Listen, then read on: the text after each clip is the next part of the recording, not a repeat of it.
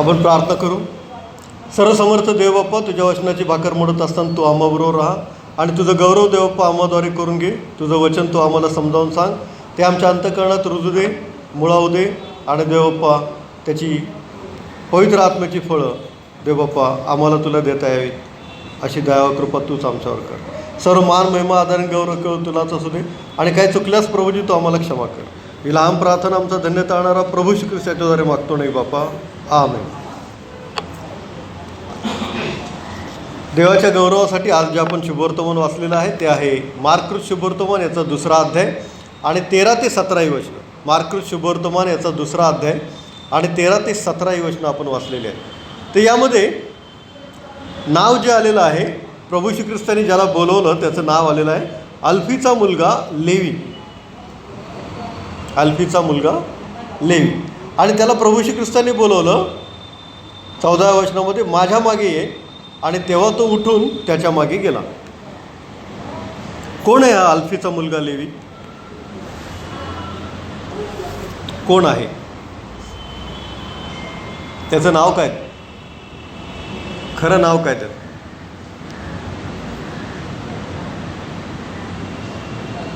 मार्कृत शुभवर्तमानामध्ये असं दिलं अल्फीचा मुलगा लेवी, पण त्याचं नाव इतर शुभवर्तमानामध्ये दिलेलं आहे. त्याचं नाव काय? त्याचं नाव आहे मत्तय. काय नाव आहे? मत्तय. 12 शिष्यामधला एक मत्तय, नाही का?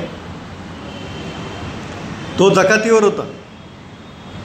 जकात नाक्यावर तो जकात गोळा करत असे आणि प्रभू श्री ख्रिस्त तिथून जाताना त्याला म्हटलं माझ्या मागे फॉलो मी. ही एक कमांड आहे, कमांड. आणि देव जेव्हा ही कमांड देतो ना, आज्ञा देतो ना, तेव्हा कुणाला नाही म्हणवत नाही. किती कठीण प्रसंग आहे. मत्तय किंवा लेवी हा त्या जकातीच्या नाक्यावर बसलेला आहे, किंवा त्याच्याकडे टेबल असेल, खुर्ची असेल, आता काही कॅश जमा झालेलं असेल, काही पैसे असतील, काही व्यवहार चालू असेल, काही राहिलं असेल. प्रभू श्री ख्रिस्त म्हणाला माझ्या मागे ये. ते सगळं सोडलं आणि तो प्रभू श्री ख्रिस्ताच्या मागे गेला आणि त्याचा शिष्य झाला. आणि जीवनाच्या शेवटपर्यंत, आयुष्याच्या शेवटपर्यंत त्याने काय केलं? प्रभू श्री ख्रिस्ताची सेवा केली. हा लेवी, अल्फीचा मुलगा लेवी म्हणजे कोण? कोण? मत्तय. कोण? मत्तय. हां, देवाची स्तुती असो. इतर शुभवर्तमानामध्ये त्याचं नाव मत्तय दिलेलं आहे.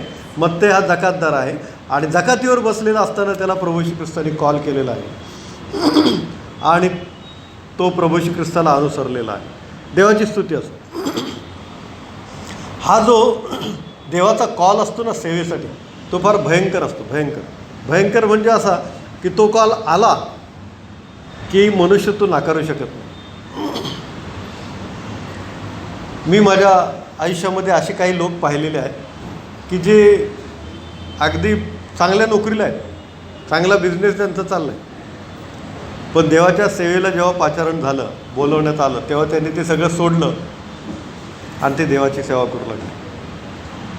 धन संपत्ती सगळं, पैसा अडका. आता हे शिष्यांकडे काय थोडं आहे का? म्हणजे आता बघा, याकूब आणि योहान मासे धरत होते.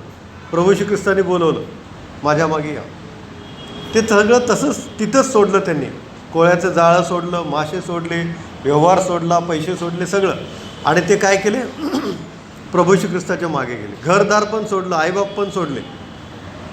आपल्याला माहिती आहे, पेत्र तर विवाहित होता, त्याला पत्नी होती, त्याला सासू होती. सगळं सोडून हे लोक प्रभू श्री ख्रिस्ताच्या मागे गेलेले आहेत. कारण हा कॉलच तसा असतो. काय असतो? कॉलच तसा असतो. तो कॉल असा भयंकर असतो की त्याला नाही म्हणता येत नाही. तो मनुष्य ओढला जातो. प्रभू श्री ख्रिस्ताच्या कृपेमध्ये, प्रीतीमध्ये ओढला जातो आणि तो मनुष्य सगळं काही सोडेल, पण ख्रिस्ताला सोडणार नाही, त्याच्या सेवेला सोडणार नाही, अशी तयारी त्याच्या मनाची तिथं होती. सिनाय पर्वत, होरेब टेकडीवर मोशेला परमेश्वराचं दर्शन झालं अग्नीच्या जळत्या झुडपातून. आणि परमेश्वर स्वर्गातून तिथे उतरला आणि त्याने मोशेला सांगितलं की माझ्या लोकांचा आक्रोश माझ्या कानी आलेला आहे मिस्र देशामध्ये, त्यांना सोडवण्यासाठी मी तुला पाठवत आहे. तर मोशेने काय केलं? मोशेने आडेवेडे घेतले. प्रभू, मी जड ओठांचा माणूस आहे, मला कशाला पाठवू? परमेश्वर त्यासाठी पर्याय सांगतो.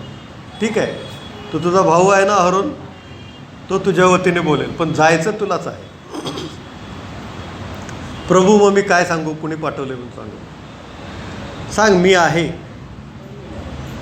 तो आहे. I am that I am. या देवाने पाठवले म्हणून सांग. परत तिसरा प्रश्न, ते कशावरून माझ्यावर विश्वास ठेवतील? कशावर? ठीक आहे, परमेश्वर बोलतो, ती हातात काय आहे तुझ्या? काठी आहे, टाक खाली. त्याचा साफ झाला, घाबराला मोशे, पकड त्याला, परत काठी झाली. इतका असे चमत्कार मी तुझ्याद्वारे त्या मिसर देशामध्ये दाखवेन. मी तुझ्याबरोबर आहे, तू चल, तुला निवडलेला आहे. मोशे हा इब्रायांचा देव, यहोवा देव याच्याबद्दल फार आवेशी होता आणि म्हणून त्याची निवड झालेली होती सेवेसाठी.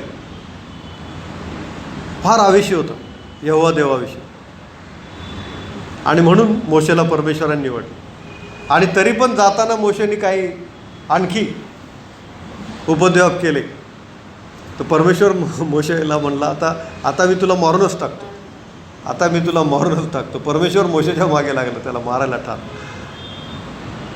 म्हणजे बघा, हा असा देवाच्या सेवेचा कॉल असतो आणि तो घेतलाच पाहिजे, केलाच पाहिजे. Otherwise no excuse. त्याच्यामध्ये आपण मनुष्याच्या एखाद्या कामाला आपल्याला एक्सक्यूज असतो. मुलाला बापाच्या कामासाठी एक्सक्यूज आहे, बापाला मुलाच्या कामासाठी एक्सक्यूज आहे, मुलीला एक्सक्यूज आहे, आईला एक्सक्यूज आहे. पण परमेश्वराला त्याच्या कॉलसाठी कुठल्याही सेवकाला काही एक्सक्यूज नाही. म्हणून हा जकातीवर बसलेला लेवी म्हटलेला म्हणतोय, जकात म्हणजे काय चेष्टा आहे का? इतकं सगळे पैसे असणार, व्यवहार असणार आणि त्याला हिशोब कुणाला तरी द्यायचा असणार, नाही का? रोमन लोकांचे ते जकातदार होते, म्हणजे रोमन लोकांनी अपॉइंट केलेले ते यहुदी जकातदार असे होते ते, नाही का? मग रोमन अधिकाराला त्याला तो हिशोब द्यायचा आहे, किती पैसे आले, किती गेले, काय हिशोब आहे, काय आहे की नाही, कुणी दिले, काय झाले, सगळा व्यवहार ठप्प संपला. इथून पुढे तो प्रभू येशू ख्रिस्ताचा झाला. देवाची स्तुती असो. हा जो कॉल आहे त्या कॉलला काय केलं पाहिजे? आपण रिप्लाय दिला पाहिजे. पास्टर पॉल म्हणून आहेत मुलुंडमध्ये, ते त्यांची साक्ष सांगतात की ते गुंड होते, चाकू सुऱ्या वगैरे ते चालवायचे, म्हणजे गुंड होते, मारामारी भांडणं ते सगळं करत होते. परंतु एकदा देवाचा कॉल आला आणि परमेश्वरनी त्यांना निवडलं आणि ते आता पास्टर आहे आणि त्यांची चांगलं चर्च आहे, मोठं चर्च आहे. देवाची स्तुती असते. माझ्या बाबतीत जर सांगायचं म्हटलं तर काही वर्षांपूर्वी, म्हणजे जवळजवळ 15-20 वर्षांपूर्वी, म्हणजे मी क्लासेस वगैरे घेत होतो आणि सकाळी 6 वाजता ते पॉल दिनकरन किंवा ब्रदर दिनकरन यांचा संदेश टी व्हीवर लागायचा. तर सकाळी 6 ते 6:30 मी ते ऐकायचो रोज आणि मग 7 वाजता क्लासला जायचो आणि मग क्लास सकाळी 7 ते रात्री 9-10पर्यंत चालायचं. फार व्यस्त आणि फार बिझी होतो. इतका बिझी होतो क्लासेसमध्ये, इतका बिझी की अक्षरशः लग्नाला जर गेलो तर मी रातोरात गावाकडून परत आलेलो आहे क्लाससाठी. एका लग्नात तर मी न जेवता निघालो, का तर संध्याकाळी क्लास होता, बॅच होती, म्हणजे इतकं बिझी शेड्यूल होतं. पण एकदा पॉल दिनकरन यांनी त्या टी व्हीवर जेव्हा ते मेसेज देत होते तेव्हा त्यांनी सांगितलं की त्यांनी एक नाव घेतलं, अमुक एक माणूस, तो अमुक आजारातून बरा झाला आहे. ओके. मग त्यांनी दुसरं नाव घेतलं, अमुक माणूस, तो तमुक अशा दुसऱ्या आजारातून बरा झाला आहे. ओके म्हणून तिसरं नाव त्यांनी घेतलं, जवळजवळ 20 वर्षापूर्वीची गोष्ट आहे, महेंद्र. मी मनामध्ये म्हटलं, अगदी देवाला घेऊन सांगतो की मी तो नाही, कारण का मग मी काय आजारी नाही, कोणतरी दुसरा महेंद्र असेल. पण त्यांनी काय बोलले माहिती आहे का, परमेश्वर तुला त्याच्या सेवेसाठी बोलावत आहे. आणि मग मी म्हटलं की ठीक आहे, जशी प्रभूची इच्छा. मग मी ले लीडर झालो. पाळक व्हायचं काय विचारच नव्हता, ले लीडर झालो. आणि ले लीडर होऊन पाळक नसताना सेवा करणे, पाळक नसताना चर्च घेणे, पाळकांना मदत करणे, असं मी जवळजवळ 15 वर्ष केलं. आणि त्याच्यानंतर मला वायदंडे पाळक साहेब भेटले. ते म्हणले तुम्ही बायबलचा कोर्स करा. मग त्यामध्ये पण मी टाळाटाळ केली. 1 वर्ष ते माझ्या मागे होते. मग मी त्यांच्याबरोबर, ते म्हणले मी तो स्वतः तुमच्याबरोबर येतो UBSला तुम्हाला दाखवायला. मग UBS पुण्याला आम्ही दोघं गेलो. तिथे एंट्रन्स टेस्ट तिथेच मी बसून लिहिली. वायदंडे पवारसाहेब बाहेर बसले होते 3 तास. आणि मग ते टेस्टमध्ये पास झालो. 5 वर्षाचा कोर्स आहे MDiv, मास्टर ऑफ डिव्हिनिटी. तो पूर्ण करायला मला 6 वर्ष लागली, कारण ग्रीक आणि हिब्रू हे 2 भाषा फार कठीण आहेत आणि त्यामध्ये मग मी फेल झालो होतो. 6 वर्षात ते पूर्ण झाला कोर्स. आता कोर्स एक बायबलचा अभ्यास करावा म्हणून मी केला, पाळक व्हायसाठी नाही केला. आणि कोणतरी मला म्हणलं की मराठी पाळक आपल्याकडे फार कमी आहे, एका पाळकावर ताण येतो, 2-2, 3-3 चर्चेस घ्यावे लागतात. मग मी सहज ॲप्लिकेशन दिलं आणि पाळक झालो. तर ही देवाची जी योजना 15-20 वर्षापूर्वी देवाने पॉल दिनकरन यांच्याद्वारे सांगितली होती, ते काही झालं कसंही झालं, नंतर मग मी क्लास बंदच केले. इतकं बिझी शेड्यूल. मला 1-2 वर्ष सुरुवातीला थोडासा हे झालं, डिस्टर्ब असल्यासारखं झालं. वाईट वाटलं की बाबा एवढं पैसे कमवत होतो आणि ते कसं काय आपण लगेच सगळं बंद करणार. फार मोठा व्यवहार वगैरे होता. 35 शिक्षक काम करत होते, 35 टीचर्स. 4 हॉलमध्ये क्लासेस व्हायचे, सकाळी 7 ते रात्री 9:30-10पर्यंत कंटिन्यू. तर जेव्हा पाळक झाल्यानंतर यामध्ये मी रमलो ना, तर ते आता क्लासचं आठवत पण आहे, आठवतसुद्धा नाही. मला क्लासेससाठी काही ऑफर्स पण येतात की या म्हणून आमच्या क्लासमध्ये 1 तास तरी शिकवा किंवा नुसतं कोचिंग गायडन्स करा, तरी त्याची आठवण होत नाही किंवा जाऊ वाटत नाही. कारण देवाच्या वचनाची जी सेवा आहे ती काय, मोत्या समुद्रातून काय शोधून काढला, मोती आहे की नाही. हां, तर तसं आहे हे देवाचं वचन, हे मोत्यासारखं आहे. आणि त्यामध्ये जो रमतो तो जगातल्या कुठल्याही गोष्टीमध्ये कधी रमत नाही किंवा रमणार नाही. पैसे, धन, संपत्ती, वैभव हे सर्व देवाच्या हातात आहे. तो देवबाप देणारच देणार. आणि नाही दिलं तरी देवाचं वचन ज्याच्याकडे आहे, मनुष्य केवळ भाकरी नव्हे तर परमेश्वराच्या मुखातून निघणाऱ्या प्रत्येक वचनाने वाचेल. देवाच्या सेवकाला कधी काही कमी पडत नाही आणि पडणार पण नाही, कारण त्याचा पालक कोण आहे, परमेश्वर आहे. त्याचा चालक कोण आहे, परमेश्वर आहे. मोशेबरोबर कोण होता, परमेश्वर, नाही का. आणि त्याने त्याला मिसर देशामध्ये घेऊन गेला आणि तिकडून काढून त्याने सर्व लोकांना इकडे घेऊन आला, इस्रायल देशामध्ये. हा जो देवाचा कॉल आहे तो नाही म्हणायचंच नाही आणि म्हणूच शकत नाही. कसंही झालं, किती आडेवेडे झाले तरी परमेश्वर हुक लावल्यासारखं माणसाला घेतो. फॉर एक्झाम्पल, यहोवा परमेश्वराविषयी आवेशी असलेला एक माणूस होता, त्याचं नाव शाऊल. येशू ख्रिस्ताच्या मागे लागणाऱ्यांना तो धरायचा, तुरुंगात टाकायचा, मारायचा, चापकाचे फटके द्यायचा. येशू ख्रिस्ताचं नाव घ्यायचं नाही, फक्त यहोवा परमेश्वर, यहोवा देव. हा आवेशी माणूस, पण त्याचा आवेश फार होता. त्याचा बायबलचा अभ्यास पण चांगला होता. शाऊल जो नंतर पॉल झाला, त्याने कुणाच्या पायाशी बसून शास्त्राचा अभ्यास केला, गमलिएल. कुणाच्या, गमलिएल हा यहुदी गुरु होता. आणि गमलिएलचा शाऊल हा शिष्य.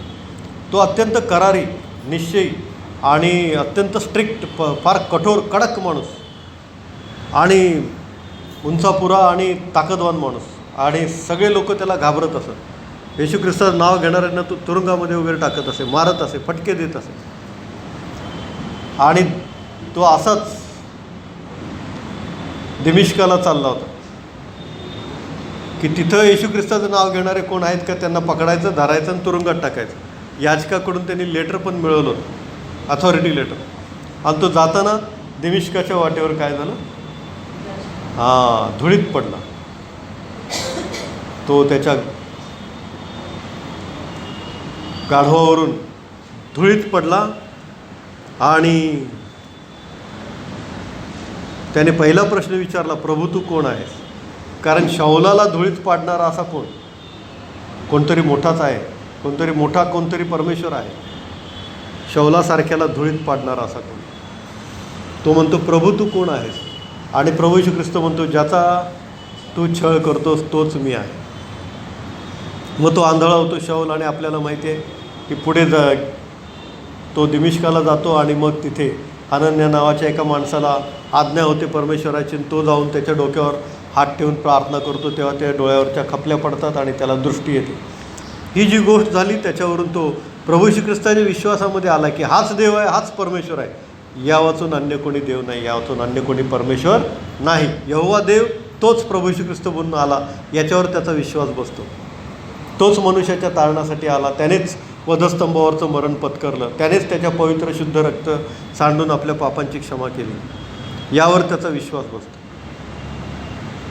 आणि मग तो प्रभू श्री ख्रिस्ताला स्वीकारतो.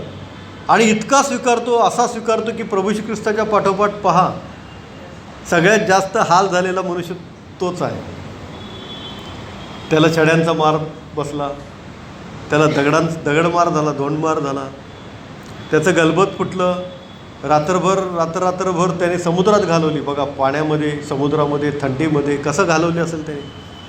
हे आता सध्याच्या थंडीच्या वातावरणामध्ये आपल्याला एक नाही 2 ब्लँकेट घेऊन झोपावं लागतं, स्वेटर कानटोपी लागते. थंडीमध्ये समुद्राच्या पाण्यात गलबत फुटलेलं आहे, किती भयंकर वातावरण, कोणच नाही बाजूला, मासे, मोठे मोठे मासे समुद्रामध्ये, भय ते वेगळं, रात्रभर काय दिसत नाही. तसंच एका फलाटाला तरंगत राहायचं, अर्धी बॉडी पाण्यात, अर्धी पाण्याच्या वर, असं किती डेंजरस आहे. अशातून परमेश्वराने त्याला वाचवलं. का तर सेवेचा कॉल आहे, सेवा करायची आहे, सेवा झाली पाहिजे. ती सेवा पूर्ण होत नाही तोपर्यंत काय होणार नाही. आणि म्हणून संत पॉल, जे शाऊलचा पॉल झाला, ते एकदा म्हणतात की प्रभू माझं काय होणार. तर प्रभू श्री ख्रिस्त त्यांना प्रगट झाला त्याच रात्री. आणि प्रभू श्री ख्रिस्त काय म्हणतो, तुला रोममध्ये जाऊन माझी साक्ष द्यायची, म्हणजे तोपर्यंत तुला काय होणार नाही, तू काय काळजी करू नकोस. आणि आपल्याला माहिती आहे की रोममध्ये जाऊन पण त्यांनी मंडळांना पत्र लिहिली, पुष्कळ मंडळ्या त्यांनी स्थापलेल्या आहेत. करिंथकरास पत्र, गलतीकरास पत्र, या सगळ्या मंडळ्या संत पौलांनी स्थापलेल्या आहेत आणि त्यांना पत्र लिहिलेले आहेत. त्या मंडळांनी लिहिलेली काही पत्र आपल्याला बायबलमध्ये आहेत. अशा अनेक मंडळ्या त्यांनी स्थापलेल्या आहेत. देवाची स्तुती असो. आणि मग आपल्याला माहिती की त्यांचा शिरच्छेद झाला यरूशलेममध्ये.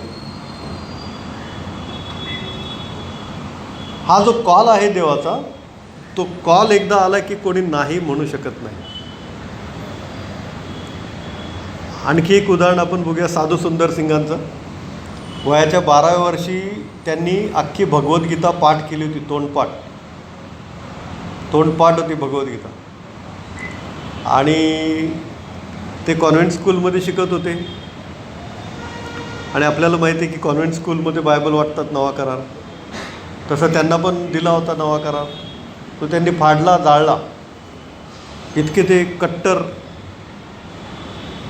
होते. आणि मग त्यांनी काय म्हटले एका रात्री की मला हे परमेश्वरा श्रीकृष्णा तुझं दर्शन पाहिजे, कारण मी आता एवढ्या वयात, लहान वयात तुझं सगळे भगवद्गीता पाठ केली, मला श्रीकृष्णा तुझं काय ते दर्शन दे, नाहीतर मी रात्री 4ची ट्रेन आहे पंजाब मेल, येते त्याच्या खाली जाऊन मरतो. वय 12-13 फक्त. आणि ते कृष्णा मला दर्शन दे असं म्हणत ते प्रार्थना करत असताना पहाटे 2च्या सुमारास त्या खोलीमध्ये प्रकाश चमकला आणि प्रभू श्री ख्रिस्त तिथे उभा राहिला. हे विचारतात, तू कोण आहेस? अरे ज्या परमेश्वराची तू प्रार्थना करतोस तो मी परमेश्वर आहे, येशू ख्रिस्त. मी श्रीकृष्णाची प्रार्थना करत होतो, तू परमेश्वराला बोलवलंस, परमेश्वर मी एकच आहे, प्रभू श्री ख्रिस्त. त्याने तुला दर्शन दिलेलं आहे, त्याच्या सेवेसाठी तू तयार हो. आणि मग त्यांनी त्यांच्या साक्षीमध्ये लिहिलेलं आहे की मी श्रीकृष्णाच्या दर्शनाची वाट बघत होतो, पण मला परमेश्वर प्रभू श्री ख्रिस्ताचं दर्शन झालं. या साक्षीमध्ये कोणीही काहीही बदल करू नये, असं त्यांनी त्यांच्या आत्मचरित्रामध्ये लिहिलेलं आहे. देवाची स्तुती असो. आणि मग प्रभू श्री ख्रिस्ताने त्यांना सेवेसाठी निवडलं. तिबेटमध्ये ते गेले. तिबेट सगळा बर्फाळ प्रदेश आहे आणि त्या बर्फाळ प्रदेशामध्ये सेवा करत असताना एकाने त्यांच्याबद्दल लिहिलं आहे की अशा बर्फाळ प्रदेशामध्ये बिना चप्पलचा प्रवास करणारा हा साधू सुंदर सिंग याच्याकडं पाहिलं की असं वाटतं की सुवार्तेचं किती मोठं ओझं त्याने परमेश्वराचं त्याच्या स्वतःच्या खांद्यावर घेतलेलं आहे, याची जाणीव होते. की अशा बर्फाळ प्रदेशात बिना चप्पलचा प्रवास करून सुवार्ता सांगणारा माणूस म्हणजे अफाट जबाबदारीची जाणीव, परमेश्वराने दिलेलं अफाट सामर्थ्य, याची आपल्याला जाणीव होते. असं एका लेखकाने त्यांच्याबद्दल लिहिलेलं आहे. तिबेटमध्ये असंच ते भगवे वस्त्र घालत असत आणि साधू आले म्हणून एका गावामध्ये त्यांचं स्वागत केलं लोकांनी. आणि मग ते लामा जे आहेत तर धर्मगुरू भिक्षुक किंवा मुख्य धर्मगुरू लामा त्यांनी त्यांना बोलवलं आणि ते साधू सुंदर सिंगांनी सांगितलं की मला प्रवचन द्यायचं आहे. तर म्हटले द्या. मग त्यांनी सगळं गाव गोळा केलं, अरेंजमेंट केली लामानी आणि त्यांना प्रवचन द्यायला सांगितलं. तर यांनी प्रभू येशू ख्रिस्ताबद्दल सांगितलं, प्रभू येशू ख्रिस्ताबद्दल सांगितलं. आणि त्यांना वाईट वाटलं. मग हे भगवे वस्त्र धारण केलेला साधू हे कोणाच तरी दुसऱ्या देवाचं काहीतरी सांगायला लागलं म्हणून त्या लामाला राग आला आणि साधू सुंदर सिंगांना एका पाणी नसलेल्या विहिरीत बंद केलं, पाणी नसलेल्या विहिरीत. आणि त्या विहिरीवर झाकण घातलं आणि त्याला लॉक लावलं, कुलूप लावलं आणि किल्ली त्या लामाकडे. दुसऱ्या दिवशी सकाळी बघतात तर साधू सुंदर सिंग विहिरीच्या बाहेर आलेले आहेत, विहिरीच्या तिथे बसलेले आहेत बाजूला त्या कट्ट्याच्या तिथे. आणि त्यांच्या बाजूला फळांनी भरलेली एक टोपली आहे. तर लोकांनी जेव्हा बघितलं तेव्हा त्यांना आश्चर्य वाटलं. तर सर्व लोकांनी लामाला सांगितलं की असं असं झालेलं आहे, बघा काय चाललं आहे ते. लामा बघतो ते किल्ली त्याच्याकडेच आहे, एकच किल्ली, दुसरं कुणाकडे किल्ली नाही. मग उघडलं कसं, ते बाहेर आले कसे आणि फळं त्यांच्याकडे आली कशी, कारण 40-40, 50-50 किलोमीटरपर्यंत दुसरं गाव नाही, त्या गावात काय फळाचं दुकान नाही. मग हे झालं कसं. मग तेव्हा त्या लोकांना आश्चर्य वाटलं. त्यांनी प्रभू येशू ख्रिस्तावर विश्वास ठेवला आणि ते सगळं गाव ख्रिस्ती झालं. त्यांनी प्रवचन ऐकलं आणि ते सर्व लोक ख्रिस्ती झाले. त्या सर्वांनी काय केलं, प्रभू येशू ख्रिस्ताच्या नावामध्ये बाप्तिस्मा घेतला. तिबेट, या सर्व तिबेटमध्ये प्रभू येशू ख्रिस्ताची सुवार्ता साधू सुंदर सिंग यांनी सांगितली आणि तिबेटचा बहुतांश भाग आज ख्रिस्ती झालेला आहे. पुष्कळ चमत्कार प्रभू येशू ख्रिस्ताने यांच्याद्वारे केले. यांना पण पुष्कळ धनसंपत्ती होती साधू सुंदर सिंगांना, घरदार चांगलं होतं आणि पुष्कळ त्यांना चांगल्या चांगल्या गोष्टी होत्या. परंतु तो या लहान वयात जो कॉल आला ना, तो कॉल कोणीही नाही म्हणू शकत नाही आणि त्या कॉलनुसार गेलंच पाहिजे.